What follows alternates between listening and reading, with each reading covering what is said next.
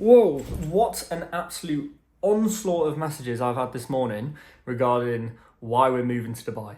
I put it on my story, literally, that me and Evie have bought one-way tickets to move to Dubai in September. And I think I've had about 40 people message me just off the back of that one story.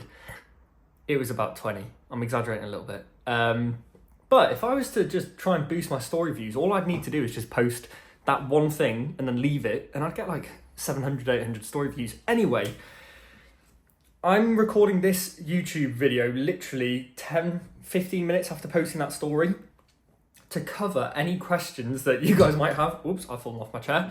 Or to understand why we're doing it. Because when you hear, oh, such and such has moved to Dubai, you think, oh, he's going to spend money on a load of yachts, be there on the beaches with the two girls in either arm. Don't watch this, Evie. And, you know, living up in the Burj Khalifa. But that is not the reason that we're moving. I need to sneeze 2 seconds. That is not the reason that we're moving at all. Just to cover a couple of the reasons that we are moving. The biggest one is we don't really like the UK that much. Everyone's too negative. Right? As brutal as that sounds, like, we've struggled for the last couple of years finding people that we really get on with well. I need to check if this is recording. Yes, it is. That's fantastic. We've struggled to meet people that we really get on with well, that have got similar aspirations, similar levels of enthusiasm. You know, we haven't really met business owners that are wanting to really grow. And the whole culture is just a bit like, you're looked at a little bit strangely for doing that. So the main reason for me, especially, but Evie as well, obviously, is to spend time around people that are doing what we want to do.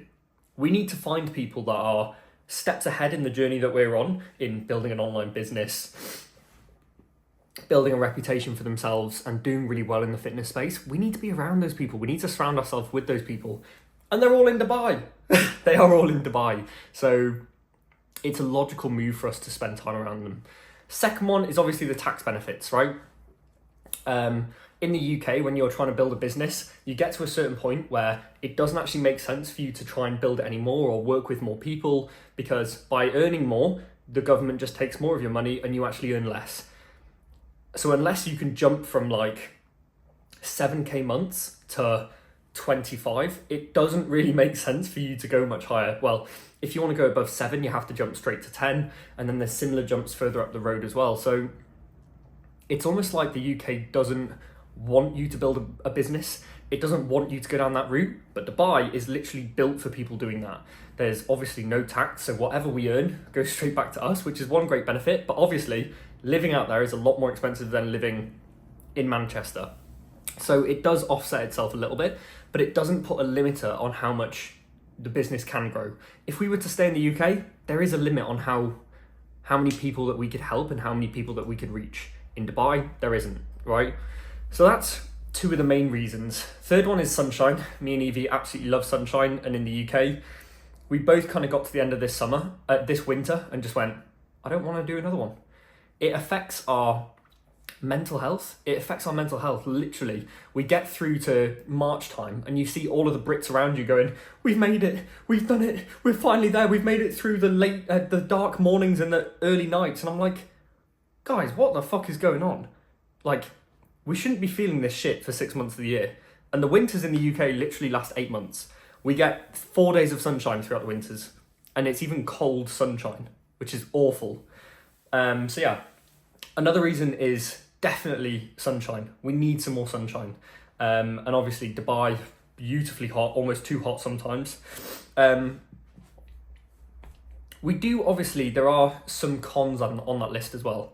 Sacrifices that we're going to have to make, and it's a big change. One of the biggest ones and one of the biggest concerns that me and Evie have talked about quite a lot is missing family, not being home, not spending as much time with people, and not, just not being around as much.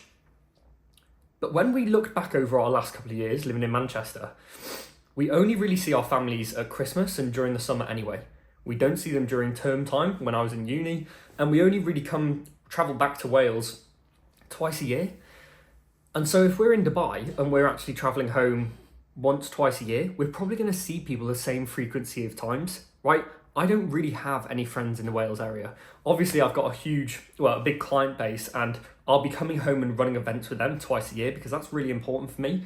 But when it actually comes to our connections and our friend groups, we're not hugely social people. We don't have that many friends. So when we do come back, and what we think is now, when we do come back from Dubai, it'll be more of a, oh my God, you're back in the UK. Let's meet up and actually spend quality time together. Rather than, sometimes me and Evie have gone back to Wales, spent a whole summer there, and it's like you've met with friends 2 days out of the summer and they're pretty shit days, not really planned, not much going on. If it's, oh my God, you're back from Dubai, let's really do something and make quality time out of it, I think we're actually gonna cultivate those friendships better, because when we are spending time with people, it'll be better quality time. So it's not a huge concern of us, but we also understand that if we had bigger friend groups in the UK, it would be a more difficult situation. And also, we're quite independent, and we've lived on our own for a year now, and before that, living in uni accommodation, we weren't seeing family literally all year, just seeing them for 2 weeks over Christmas and then 3 months over summer. And it'll be pretty much the same situation. We'll be traveling home for most summers, or, well, we'll either be traveling back to the UK during summers, or we'll be traveling around areas around Dubai, or going to places that we wanted to visit, like Bali and places like that. So we're probably going to see family at the same frequency that we would be seeing them anyway, which is a crazy, crazy thing. And that's obviously one of the pros, not being as close. But at the end of the day, it's a 7-hour flight. To drive home, it's 2.5 hours. Yes, there's a big difference there, but it's still a day's travel. Do you know what I mean? It's a day's travel.